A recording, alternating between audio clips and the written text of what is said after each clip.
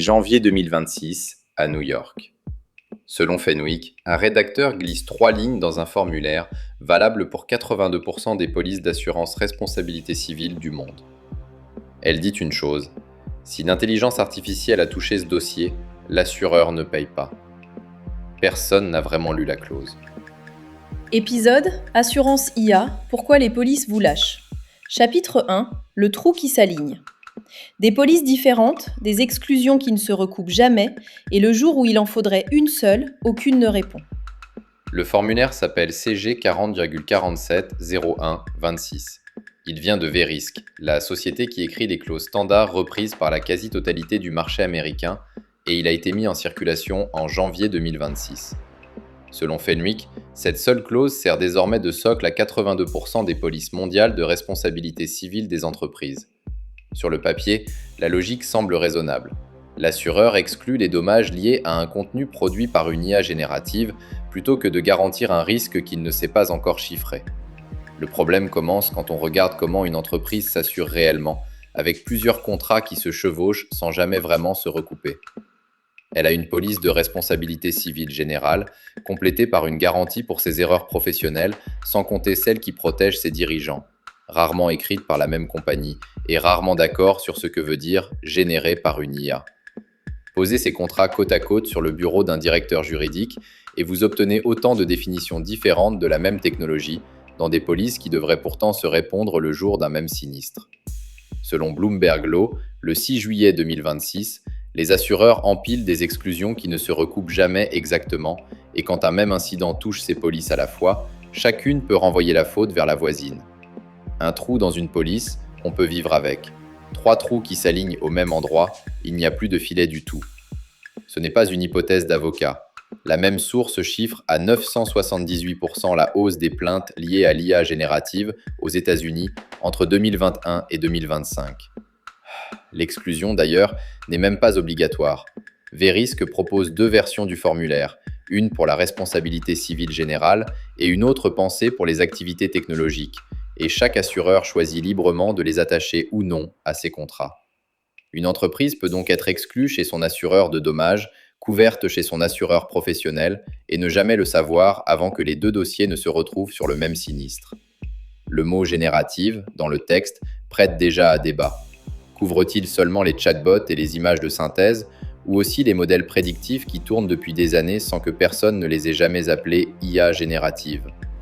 Chaque assureur répond à sa façon, et cette réponse, la plupart des entreprises ne la découvrent qu'au moment du sinistre.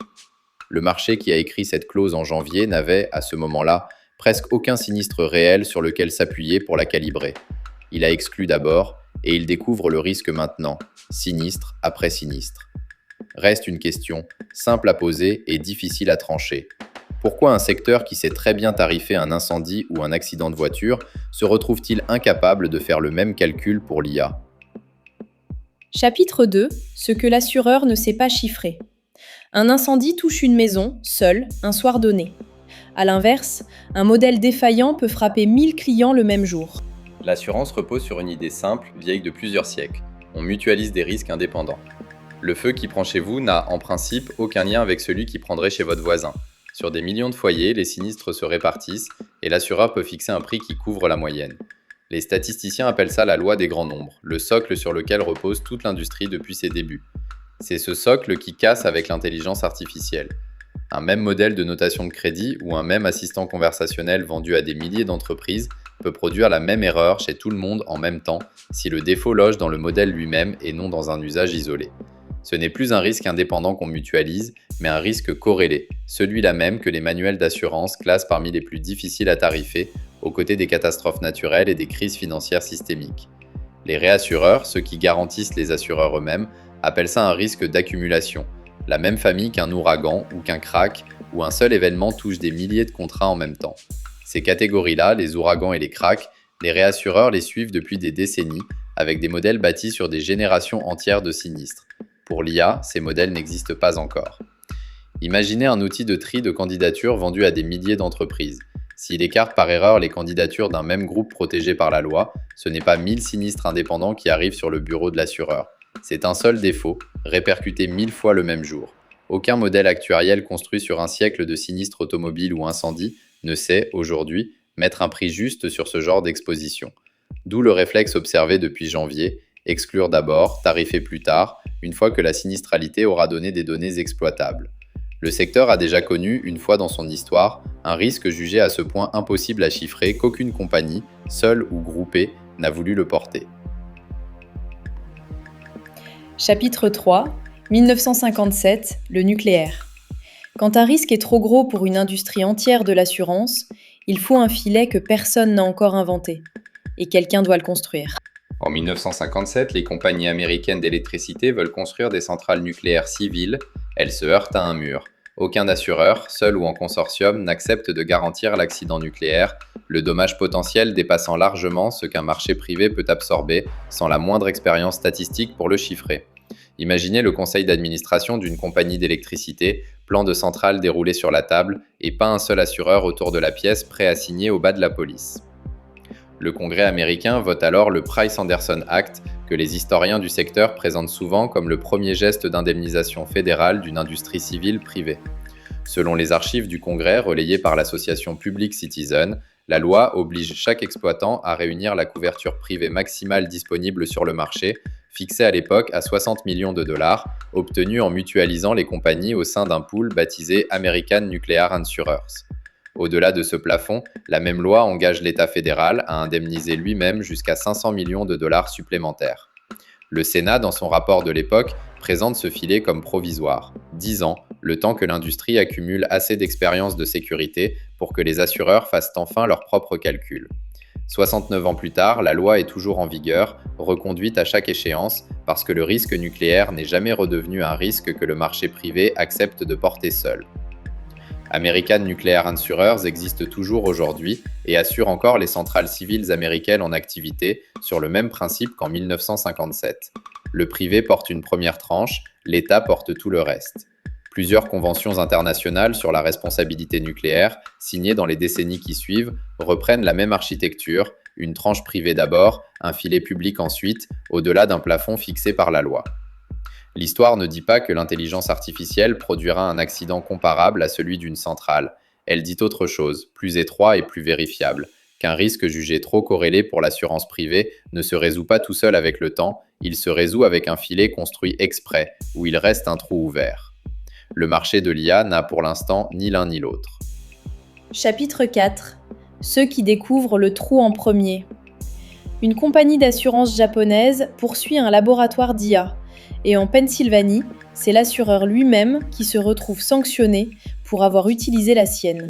Selon Stanford Codex, le 4 mars 2026, Nippon Life Insurance Company of America dépose une plainte contre OpenAI devant un tribunal fédéral de l'Illinois, réclamant 10,3 millions de dollars. L'assureur accuse ChatGPT d'avoir aidé une ancienne plaignante à rédiger 44 requêtes après un dossier déjà réglé, dont une citation de jurisprudence inventée, et d'avoir ainsi exercé le droit sans licence. OpenAI répond devant le tribunal que ChatGPT n'est pas une personne, mais un outil statistique qui prédit une suite de mots. Peu importe pour notre sujet, qui a raison sur le fond, ce qui compte, c'est que ce genre de litige ne ressemble à rien de déjà répertorié dans un contrat d'assurance, à mi-chemin entre l'erreur professionnelle et le défaut de produit. Au même moment, en Pennsylvanie, le procureur général David Sunday annonce un règlement avec l'assureur Geico à l'issue d'une enquête sur son propre outil de révision de sinistres fondé sur l'IA. L'assureur lui-même se retrouve, cette fois, du côté du régulateur plutôt que du côté de la victime. La facture arrive toujours avant la clarté juridique. Ni l'une ni l'autre affaire n'implique un pirate informatique ou une faille de sécurité classique. Dans les deux cas, l'IA a simplement fait ce pourquoi elle avait été programmée, mal calibrée pour la tâche qu'on lui avait confiée. Et c'est précisément ce type de sinistre, sans intrusion extérieure ni acte malveillant, que les exclusions génératives couvrent le moins bien, d'autant que l'entreprise avait déployé cette intelligence artificielle avant même que quiconque, chez son assureur, n'ait tranché si le contrat en vigueur couvrait ce déploiement précis. C'est ce que les juristes du secteur appellent, depuis cette année, l'IA silencieuse. Un outil intégré si profondément dans un processus métier que personne, personne, dans l'entreprise, n'a pensé à le signaler à son courtier avant le sinistre. Le jour où la facture arrive, il est déjà trop tard pour relire la police. Ce coup retombe chaque fois sur celui qui a intégré l'outil dans son quotidien, jamais sur celui qui l'a vendu. OpenAI répond en tribunal, Geico négocie avec le régulateur, et pourtant c'est l'entreprise cliente qui découvre, après coup, avoir porté seule un risque qu'elle croyait partager avec son assureur. Chapitre 5.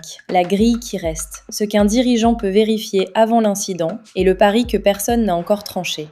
Voici la grille à emporter. Un dirigeant prudent commence par un inventaire complet des outils d'IA effectivement utilisés dans l'entreprise, du service client jusqu'aux ressources humaines. La plupart des directions découvrent, en le faisant, qu'elles en comptent bien plus que ce que le budget informatique officiel ne laissait supposer. Ouvrez ensuite le triptyque de vos polices d'entreprise et comparez, ligne à ligne, ce que chacune appelle généré par une intelligence artificielle. Puis testez l'effet gruyère sur votre propre dossier. Si un incident touchait à la fois votre produit et la décision de direction qui a validé son déploiement, sans même parler du conseil donné en cours de route, laquelle de ces polices répondrait vraiment? La réponse tient souvent dans une phrase qu'aucun dirigeant n'aime entendre. Aucune ne répondrait complètement, et personne n'avait remarqué l'IA silencieuse tapie dans un outil de facturation ou de recrutement avant que la question ne se pose pour de vrai. Le marché a déjà commencé à réagir à sa manière. Selon l'Atrop GPM, ce risque que le contrat classique refuse migre désormais vers le marché spécialisé de l'excédent et du surplus, celui qui accepte de garantir ce que personne d'autre ne veut prendre, à condition de le facturer beaucoup plus cher. La clause de janvier ne referme donc pas ce trou, elle le rend seulement visible, et elle le déplace vers ceux qui peuvent payer la prime du risque non chiffré. Reste le pari de fond, celui que le Sénat américain avait déjà mal deviné en 1957. Le marché privé va-t-il, seul, apprendre à tarifer ce risque au fil des sinistres, ou refera-t-on, pour l'intelligence artificielle, le geste qu'il a fallu faire pour le nucléaire? Un filet construit exprès parce que personne d'autre n'a voulu porter le risque. Le nucléaire attend toujours sa sortie du régime provisoire. L'intelligence artificielle, elle, n'a même pas encore son American Nuclear Insurers. Un accident nucléaire et un modèle défaillant n'ont rien de commun, sauf ceci.